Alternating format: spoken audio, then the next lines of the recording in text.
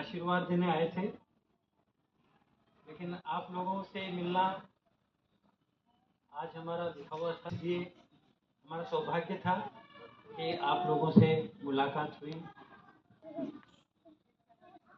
Eco club की activities के माध्यम से हम बच्चों से जुड़ते हैं, और क्योंकि मिशन हमारा बहुत बड़ा होता है और हम पूरी प्रकृति के संबंध में बच्चों से बात करते हैं, या हम उनकी टीम को लेकर के, उनके ग्रुप को लेके ऐसी एक्टिविटीज़ में उनको इन्वॉल्व करते हैं कि जिसमें पेड़ पौधे लगाएं, सफाई करें, और एक बहुत बड़ा मिशन इस बहाने हम संपन्न करते हैं। आजकल आमतौर पर हम सोशल मीडिया से ही हमारा व्यवहार निर्धारित होता है। जैसे मान लो उन दिनों, गर्मी के दिनों में ये आएगा कि सबको पक्षियों के लिए परिंदे लगाने हैं, तो सारा समाज में जुट जाता है। फिर उसके बाद पौधों का आता है, तो पौधों में जुट जाते हैं, फिर परिंदे बंद हो जाते हैं, फिर बरसात जाते ही पौधों की तरफ ध्यान बंद हो जाता है, फिर और कोई चीज़ पे मैसेज आने लगते हैं, फिर उसमें लग जाते हैं। तो हम अपने मन से भी कुछ इस तरह विचार करें कि समाज से, ये प्रकृति से जुड़ें। ये सोशल मीडिया वगैरह हमारे व्यवहार को निर्धारित ना करे। जो पेड़ पौधे हमने लगाए, उनकी कैसी प्रगति है, कैसी स्थिति है, उसको भी हम बीच बीच में संभालते रहें। कई कारणों से वो बढ़ नहीं पाते, उनकी कटाई हो जाती है। इस चीज़ को भी हमें संभालना है कि उसको रोकना है। अगर हमने लगाए हैं, कई बार हम बेबस भी हो जाते हैं प्रशासनिक कारणों से, कि हमें आदेश दिया कि यहाँ लगाने हैं, फिर प्रशासन ही आके उखाड़ देता है। जैसे हमारे कॉलेज में भी चुनाव की वजह से हर साल हम पौधे लगाते हैं, फिर प्रशासन चुनाव की वजह से हमारी बिल्डिंग ले लेते हैं, फिर प्रशासन ही उन पर जेसीबी चला देता है। फिर अगले साल फिर हम लगाते हैं, फिर कोई दूसरा चुनाव आ जाता है, फिर लेकिन एक दो पौधे बच जाते हैं और उससे हमारी कीमत, मेहनत वसूल हो जाती है। तो एक छोटी उम्र में बच्चों में पेड़ पौधों के प्रति प्यार पैदा करने का दायित्व हमारा है, तो ये एक अच्छा कर्तव्य और एक अच्छी जिम्मेदारी है। इससे हमारा एक रूटीन वर्क है, टीचिंग। हमारा सौभाग्य है कि हम स्काउटिंग में, तो रूटीन वर्क के अलावा हमारा जो साइड वर्क है वो भी क्रिएटिव है।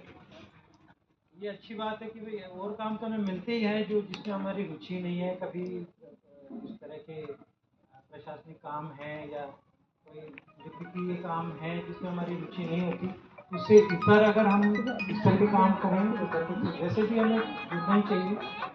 तो सामाजिक और इस तरह के काम करें, तो ये हमारा काम ही है कि बच्चों में जागरूकता पैदा करना। केवल सिलेबस कराना ही हमारा काम नहीं होना चाहिए। सामाजिक जागरूकता या प्राकृतिक जुड़ाव उनमें पैदा करना भी हमारा दायित्व है।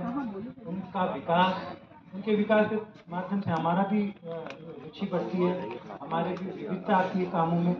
तो इस बहाने हमें और भी कुछ प्रकृति के बारे में जानने को मिलता है।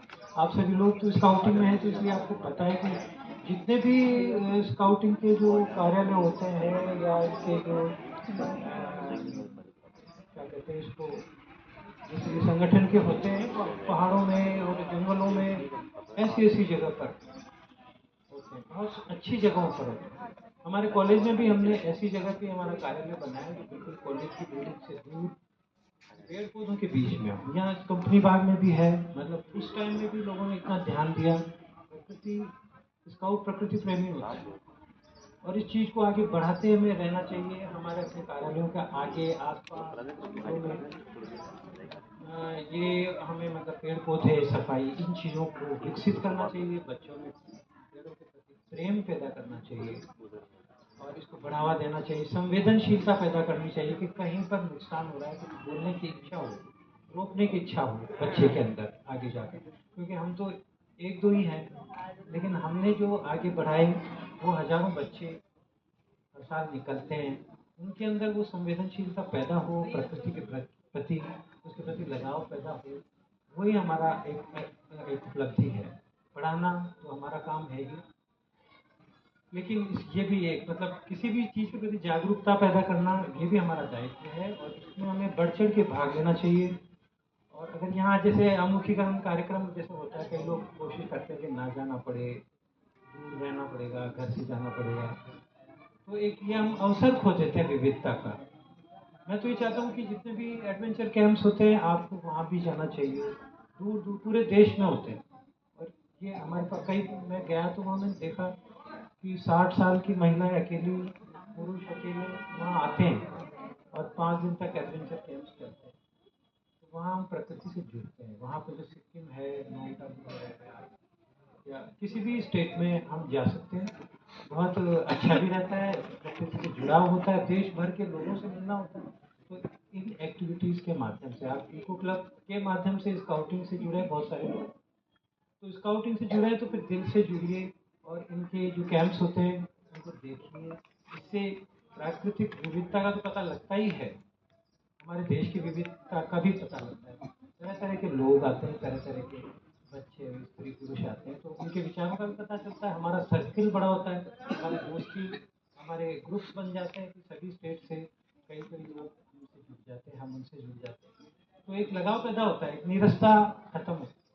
एक ही काम से परेशान हो जाते हैं, एक निरस्ता आ जाती है हमारे जीवन में। उसको दूर करने के लिए स्काउटिंग जैसे आंदोलनों से, संगठनों से जुड़ना चाहिए। और एक बार स्काउट होने के बाद यही होता है कि ज़िंदगी भर हम स्काउट रहते हैं। तो ऐसा नहीं है कि भई अब रिटायर हो गए तो खेल खत्म हो गया।